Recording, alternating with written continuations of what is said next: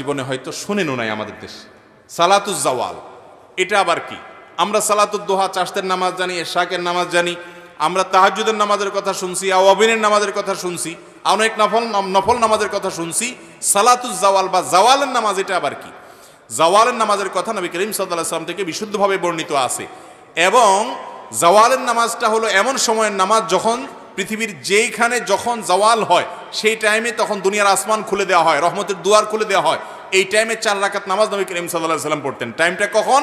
টাইমটা হলো ঠিক দুপুরে যখন জোহরের ওয়াক্ত হয়।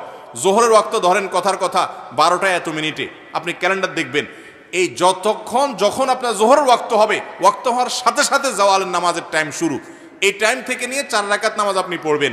অনেক উলামা ইকরাম বলেছেন জোহরের আগে যে 4 রাকাত সুন্নত ওইটাই জাওয়ালের নামাজ। আবার অনেকে বলেছেন যে ওইটা ছাড়া আলাদা 4 রাকাত। এটা হলো জোহরের ওয়াক্ত শুরু হয়েছে এখান থেকে নিয়ে